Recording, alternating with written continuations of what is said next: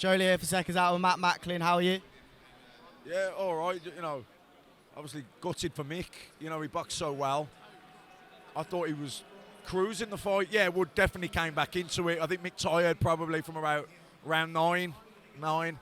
Would definitely come back into it. But I think where Mick was slipping and sliding and rolling those shots, he was starting to get caught with them more and more. I think he got hurt with a couple. And then, I don't know, he was standing and kind of slugging it out with Wood instead of getting... I thought in the last round, all he's got to do is stay on his feet. I thought he was comfortably ahead on the cards. Wood needed a knockout. And then, Mick was slugging it out with him a little bit, really, and just got caught, and that's boxing, isn't it?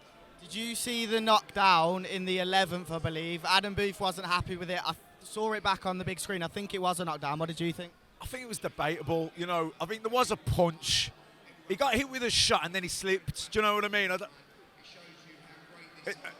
A punch landed, but I don't think the punch caused the knockdown. I think as the punch landed, he slipped, lost his balance.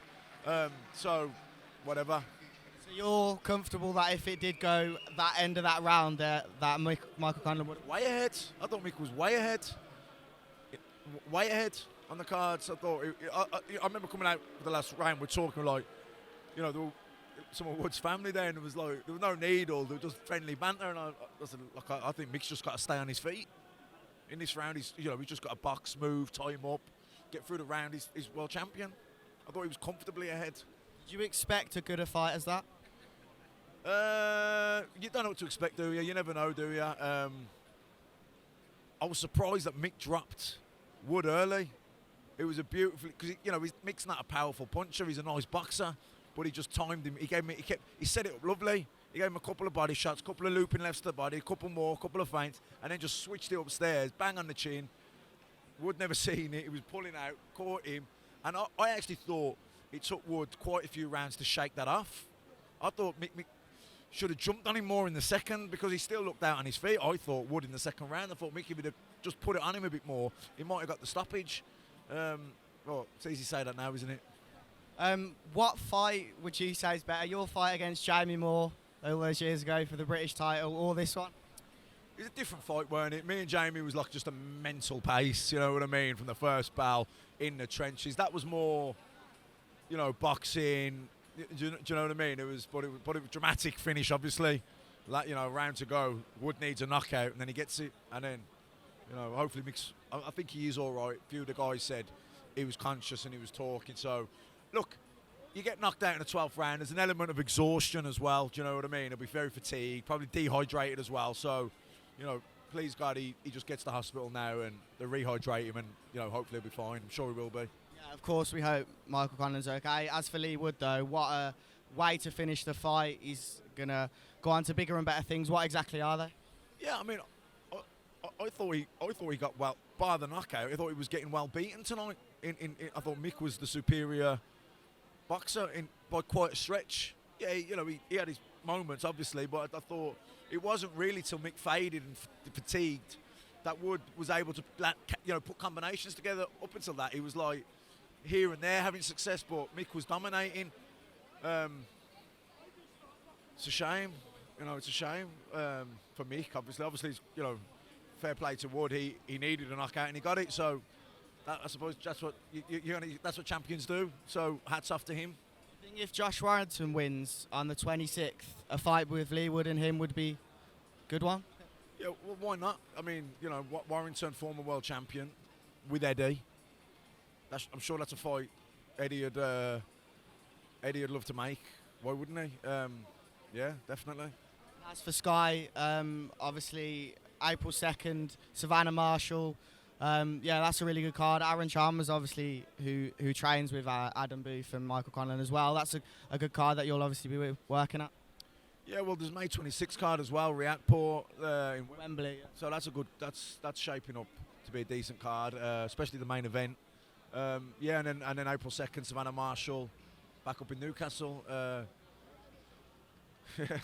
just trying to I'm still calming down from that fight. But yeah, no, busy few weeks ahead. Yeah, after Kell Brook's fight, you kind of teased signing a contract with Ben Shalom on social media. Would that be a good move, Kell Brook signing with Boxer? I don't think Kel needs to sign with anyone. I think it just depends on the fight. I think Kel doesn't need to sign with anyone really. I think Kel's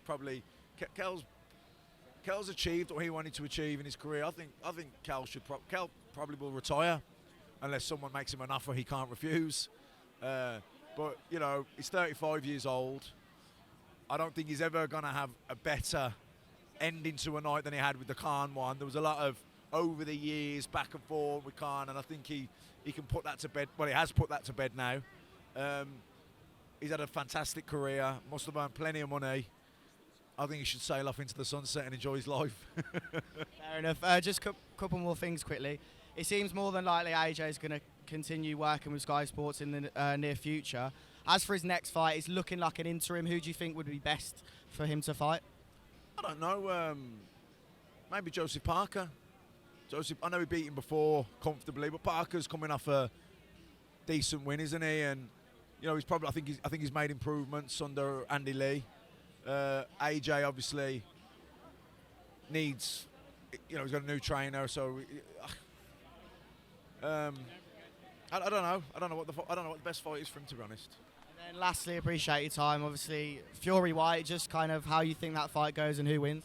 Look, I think Dillian's mandatory challenger. He's absolutely earned his shot, but I don't think you get anyone in the world right now to pick against Fury, against anyone. He's proven himself as the number one in the division. Until someone else proves otherwise, you got to make Fury the strong favourite. But Dillian's dangerous. You know, he's dangerous.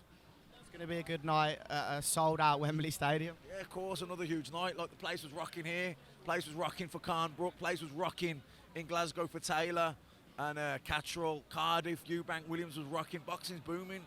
So as you just mentioned, Catterall Taylor, do you know, like, if Ben, I know he complained to the board or something about the decision. Do you know the latest on that, or if anything's going to happen? I don't know. I know. I heard Ian John Lewis got downgraded. That's all I know. Appreciate your time, Matt.